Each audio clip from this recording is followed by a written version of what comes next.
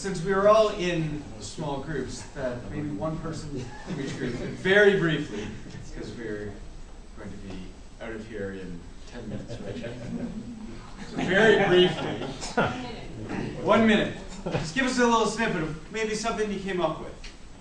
As far as education and documentation, we came up with 5 points. We want to look at the curriculum again, bring back the hands-on stuff and natural skills, harness our children's creativity, remember nature in all we do, and use the power of technology to communicate internationally to learn. In the food group, we talked a lot about how to grow local and how to, like, just in general, and I'm not going to go into everything because we went off on a whole bunch of tangents, but we all agreed towards the end that community gardening is really important, and so growing locally, and where we talked about that, like, concretely what that's going to look like even next summer. And another suggestion that came up was green or edible pathways. Apparently it's being done in Vancouver, and so planting berry bushes along pathways, like along we spoke of medicine, and what it really came back to was the access to medicine, and it's sort of the same paradigm as oil. It's about reliance on versus self-reliance, and so preventative. If we're living in smaller communities, you know, our lifestyles have shifted. Are we going to need the same sort of access to medicine? And when we do, you know, how do we access herbal medicines or homeopathic medicines or more traditional knowledge and implement that and empower people through education and taking control of their own health, basically. But we didn't really get into when you get to that point where you need the big pharma, how does that access look? We did sort of housing, but we also started talking about like urban planning, and we were saying that we want to revisit the idea of like the 1950s sort of walkable courts community, or if we think of the idea of Old South and how do we get that model into other areas of the city. Talked a little bit about that, and then another big thing we talked about is adaptation. So not just rebuilding green eco homes, but how do we adapt the homes that we actually have at different price points. So all the way from, you know, can you implement solar power and gray water and all these fabulous things, down to what can you create in your home that is much more sustainable and natural, in a nutshell. One, again, with the how to use remaining oil and gas and the systems of what other new types of viable sources, as well as combine the passive home idea. So some of the main points I think came across on that one was the one thing that kind of reflects on all three of them, the power to make change should be coming from individuals, not from the big government forces out there. So, you know, the alternatives can come from us. Don't depend on the big proposals in order to solve the problems. One other idea which came up, which I thought was really good, to use a bartering system like Kijiji or something to set up an exchange for information on how to build more efficient homes that way.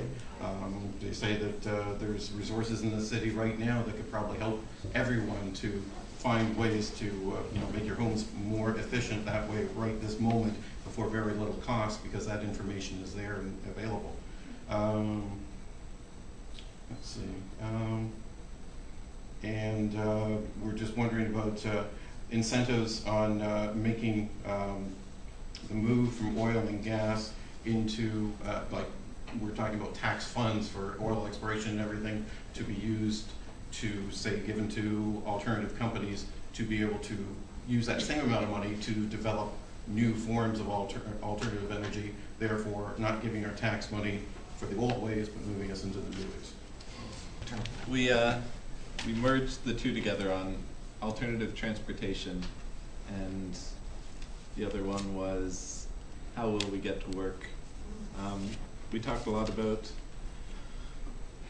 cycling and different reasons for where we need to go and why we need to get there.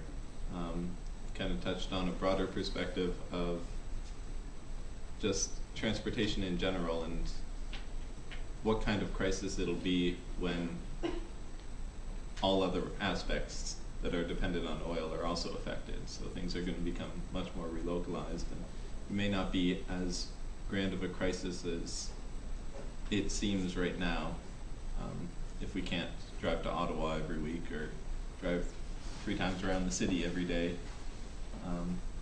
But in the meantime, we did talk about cycling advocacy, different groups, ride shares. There's a car share program that they have out in BC and have tried again in Toronto, where neighborhoods will purchase shares into a car, and then use that, split it amongst them. We also touched on rideshare programs through Kijiji or Craigslist or things, and how we can work with that. I talked a little bit about new technology and hydrogen cars and different ways that we may be able to move towards more sustainable transportation. But it was mostly just around cycling and advocacy and making sure that we can have our voices heard and get towards finding alternatives to getting the places we need to go. Where will our children be in 20 years? Well, we think they're going to still be at home. They're going to get the internet for free, only the bandwidth is going to be about 100 times bigger. Because we're going to make it that way. But one of the issues is that why do we buy houses to heat them? Because we don't need to. We can actually heat the houses if we invest in them properly. The main thing that people are doing is that they're avoiding investing in houses because they think that when their children leave their homes, they're going to need a smaller house. So as we find neighborhoods getting older and children move out of the neighborhoods, we have these enormous edifices that people live within. And the context, in part, of what the discussion was about what do we do with the infrastructure that we have? And the population is going to be changing, or is it going to be changing? Will they actually be staying here? I think that what we were coming to the conclusion was that they're probably quite likely to stay with us because they've got nowhere else to go. And it's not because the transport isn't working, they'll walk. But what we will be sure of is that it's going to be expensive where they're going to go. And so some of the ideas being talked about was, is there some way in which one could have, if your children have to go to a city to do a university course there, is there some way in which they can be put up in homes there where they don't have to be paid, or where they don't have to pay the same fees that we're incurring at the moment? Because it would seem that university education could become a very expensive thing. And so we have to start looking at how we actually get those costs down, and how the housing is possibly going to be taking multi-generational thing. And one of the things we sort of finished on was the problem that's beginning to happen in Britain, where so many couples are getting divorced, but they can't leave the house. They're now divorced. This is something that our current housing can take on multi-generational use. So that was kind of what we discussed. We are in the process of really just setting ourselves up. And so this is a really fantastic way of getting an idea of where a community wants to go. And I think what we'll use as our next meeting point is really to start getting down into practical ideas, places to push it.